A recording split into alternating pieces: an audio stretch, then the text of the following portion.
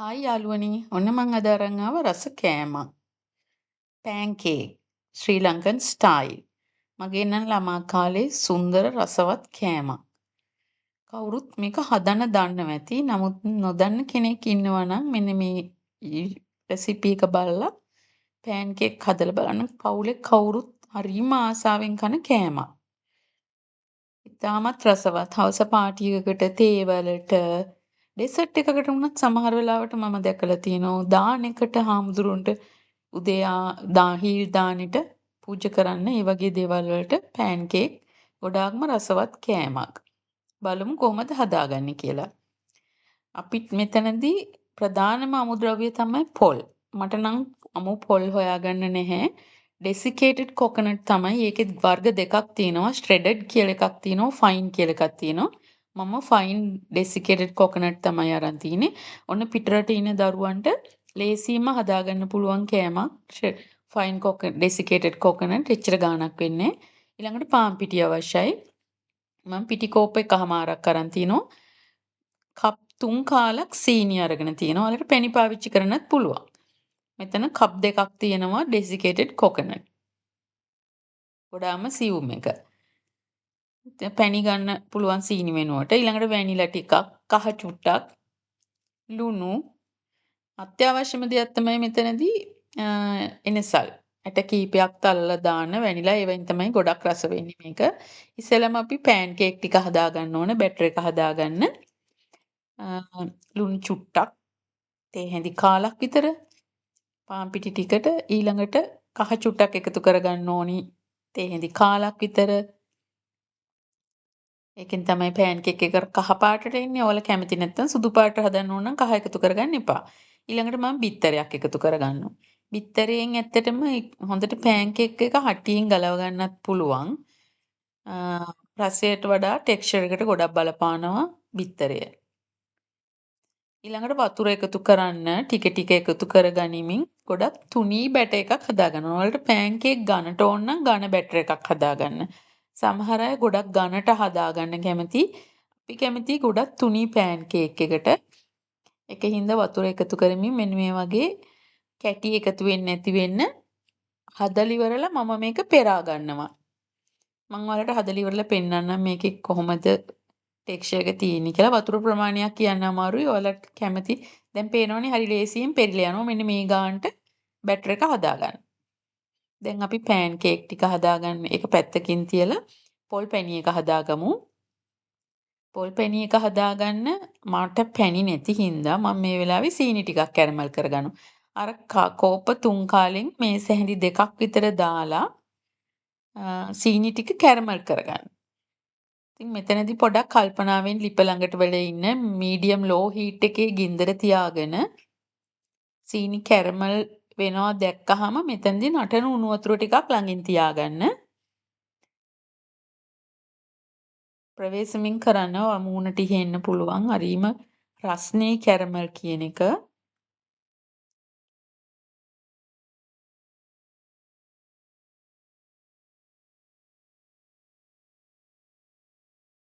දැන් අර සීනි වල ලස්සන පාට එනකන් ඉන්න. ගොඩක් කර ගත්තොතින් මේක තිත්ත රහයි. ඒක හින්දා මෙන්න මේ ගානට එද්දි මම මේ නටන උණු වතුර තමයි එකතු කරන්නේ. ප්‍රවේශමෙන් ටිකක් ඈත් වෙලා දාන්න මූණට ඉහෙන්න ඉඩ තියෙනවා.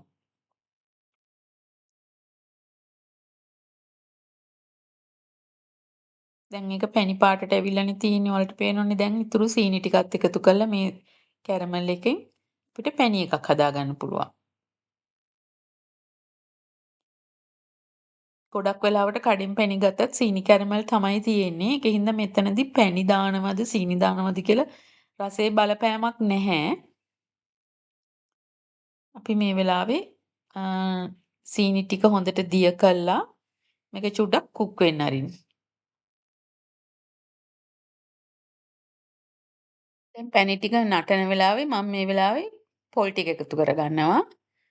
බලන්න දැන් මේ පොල් වලට සෑහෙන්න මේක ඩෙසිකේටඩ් කොකනට් හින්දා මේකේ කිසිම තෙතමනයක් නැති හින්දා ගොඩාක් තෙතමනේ උරනවා.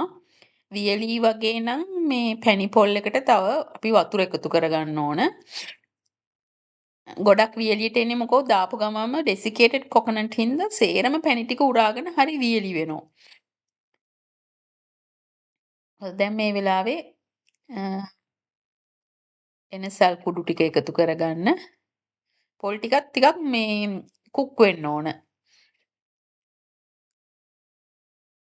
ඊළඟට මම මේ ලුණු පිංච් එකක් විතර දාන්නේ. රස එන්න නෙමෙයි පොඩක් දිය රස එන්න ලුණු චුට්ටක් එකතු කරගන්න ඕන. දැන් මම මගේ වැනිලා ටික එකතු කරගන්නවා. දැන් මගේ පැණි පොල් එක හැදිලා ඉවරයි.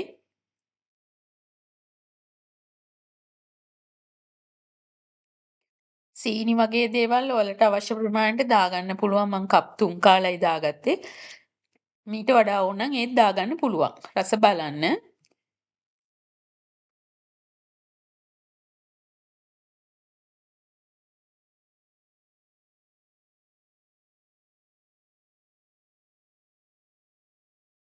දැන් පොල් පැණි එක හදලා ඉවරයි. ලිප නිවා ගන්න.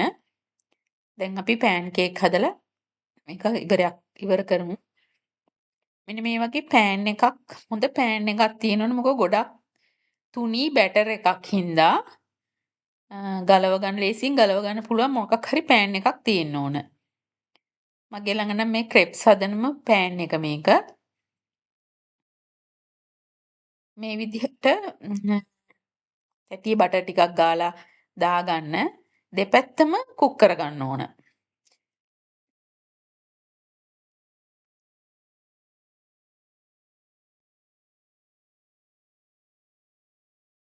මේක සාමාන්‍යයෙන් හදන එක පෑන් කේක් එකක් හදලා පොල් පැණි දාලා ඔතන එක ලේසි එක වටේට.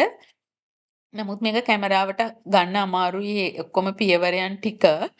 ඒක හින්දා මම පෑන් කේක් ටික ක්‍රෙප්ස් ටික හදලා ඉවරලා තමයි මේක ඔතනවා පෙන්වන්නේ. මේක බාපු ගමන් හොඳට ඇලවෙනවා. හැබැයි එහෙම නැtei කියලා නෑ පෑන් කේක් එක ඒත් ඇලෙනවා.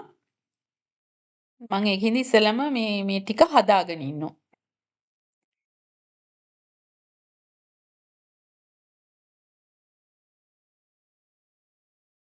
දැන් ඔයාලට පේනවා මේක හොඳට ඇටි අර හොඳට රණී බැටර් එකක් තියෙන්න ඕන. නැත්තම් දාපු ගමන්ම එතන හැමම මේ නවතිනවා ගන්නට. ගන්නට ගත්තොතින් ටිකක් තුනී කරගන්නත් අමාරුයි. මෙහෙම අනිත් පැත්ත හරවලා දෙපැත්තම පුච්ච ගන්න ඕන. මේක පුච්චනවා කිව්වට කළු පාට දුඹුරු පාට වෙන්න නෙමෙයි. ඔයාලට පේනවනේ ඒක හොඳට කුක් වෙන්න ඕන. දැන් මගේ පෑන් එක ඇත්තටම නිකම්ම ගැලවෙනවා. මේ වගේ හොඳ පෑන් එකක් තියෙනවා නම් හරිම ලේසියි.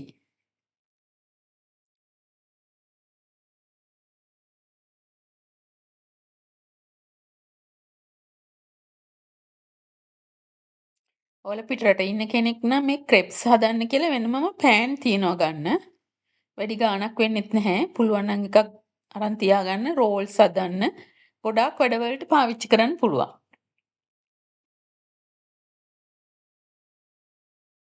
නැත්තම් සාමාන්‍ය non stick පෑන් එකක් පාවිච්චි කරන්න.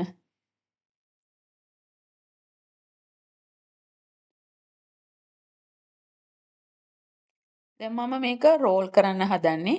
මෙහෙම පිඟානක් උඩට එක පෑන් කේක් එකක් අරගෙන ඉවර වෙලා කඩතොළු තියෙනවා නම් ඒව ඇතුළට නවන විදිහට තියාගන්න. දැන් පේනවනේ මං උඩට ගත්ත පැත්ත එච්චරම රවුමට ඇවිල්ලා නැහැ. මේ පැත්ත උඩට තියලා මොකෝ ඒක නවල ඇතුළට යනවා. මෙහෙම දෙපැත්තෙන් නවල ඉවරලා හොඳට ඇඟිලි තියාගෙන රෝල් කරන්න.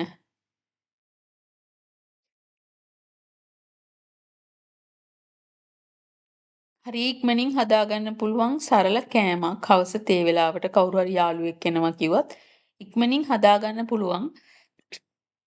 අනිත් එක මේ බඩු ටික ඕනම පැන්ට්‍රි එකක තියෙනවා ගෙදර. අවශ්‍ය දේවල්. තාමත් සරල කෑමක් ඇත්තටම මේක.